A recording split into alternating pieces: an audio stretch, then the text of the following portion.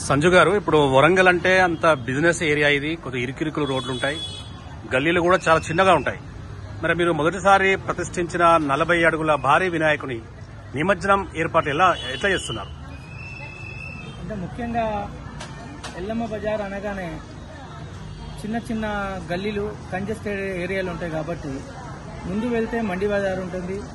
ఇంకా ముఖ్యంగా కారణం ఏంటంటే ఇంత పెద్ద భారీ విగ్రహాన్ని నిమజ్జనం చేసే అంత చెరువులు మన దగ్గర లేవు. వరంగల్లో ఉన్నది ఒక్కటే భద్రకాళి చెరువు. దాన్ని ప్రజలు తాగేందుకు దాన్ని రిజర్వాయర్గా చేశారు. మరియు అంత పెద్ద చెరువు వరంగల్లో ఎక్కడ లేదు. చిన్నబట్టపల్లి చెరువు ఇక్కడ వరంగల్ ఉన్న విగ్రహాలన్నీ ఒక ఫౌంటైన్ లెక్క దాన్ని ఏర్పాటు చేసి ఉన్న విగ్రహాలను కూడా పూర్తిగా మునగని పరిస్థితి అక్కడ. అలాంటి విగ్రహాలతో పాటు మొత్తం పిఓపి విగ్రహాలు అక్కడ నిమజ్జనం చేస్తారు. ఈ పవిత్రమైన విగ్రహాన్ని అక్కడ దాకా తీసుకోపోలేము. ప్లస్ అంత వాటర్ కూడా లేదు కాబట్టి ఈ సంవత్సరం మొత్తం మట్టితోనే చేపించాం కాబట్టి ఈ విగ్రహానికి ఇక్కడనే పాలాభిషేకంతో, వేద మంత్రాలతోటి ఇక్కడనే ఒక ఫౌంటైన్ కట్టేసి ఇక్కడనే ఫైర్ ఆఫీసర్స్ తోటి, ఫైర్ సిబ్బందితోటి ఇక్కడనే నిమజ్జనం ఏర్పాటు చేసేందుకు ప్రయత్నిస్తున్నామండి. అంటే ఇంత భారీ విగ్రహము నిమజ్జనం ఇక్కడే అంటున్నారు, అది ఎలా సాధ్యమో, ఎట్లా చేయబోతున్నారు? అంటే ఇక్కడ మొత్తం రౌండ్ గా ఒక ఫౌంటైన్, ఒక 3-4 ఫీట్స్ హైట్ ఫౌంటైన్ కట్టేసి పైన షెడ్ పై నుంచి ఫైర్ ఆఫీసర్స్ తోటి, ఫైర్ సిబ్బందితోటి అని అక్కడి నుంచి మేము వాటర్ తోటి, పాలతోటి నిమజ్జనం చేస్తామండి. ఓన్లీ మట్టే కాబట్టి ఒక 4-5 అవర్స్ లో కరిగే ఛాన్స్ ఉందని మేము అనుకుంటున్నాం.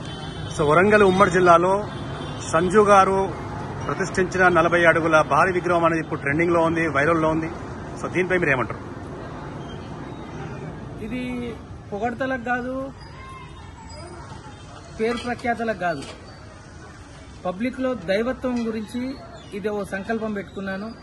హిందుత్వానికి ఒక గుర్తింపుగా ప్రతి ఒక్కరూ ఇలాంటి కార్యక్రమాలు చేయాలనే ఒక సంకల్పంతో నేను ముందుకు నడుస్తున్నాను. ఇప్పుడు ఎల్లమ్మ బజార్ 40 అడుగుల భారీ వినాయక విగ్రహంతో పూర్తి స్థాయి ఆధ్యాత్మిక శోభను సంతరించుకుంది. మరి హిందూ భక్తులకు మీరు ఏం సందేశం ఇస్తున్నారు? అందరూ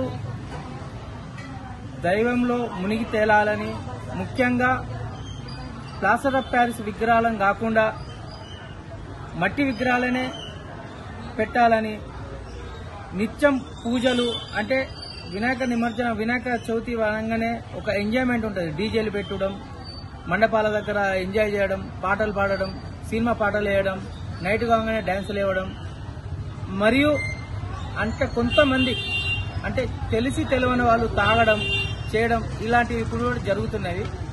అలాంటి వారికి ఈ యొక్క నిదర్శనం ఇది వినాయకుడు.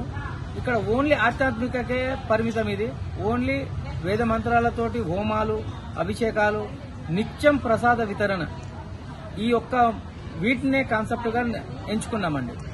సనాతన ధర్మాన్ని కాపాడే ప్రయత్నంలో మీరు ఇంతకుముందు అన్నట్టుగా వినాయక చవితి పండుగ వస్తుందంటే భక్తి పాటలతో పాటు సినిమా పాటలు కూడా పెడుతున్నారు.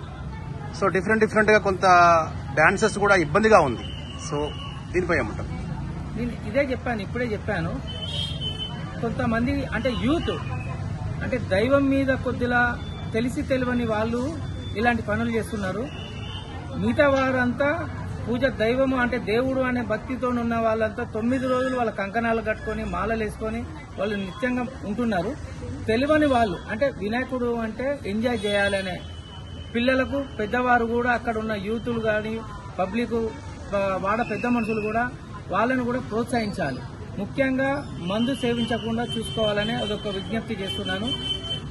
దేవుడు అనగానే ఇప్పుడు అమ్మవారి విగ్రహం అనగానే ఒక నియమ నిబంధనలు అని అంటారు.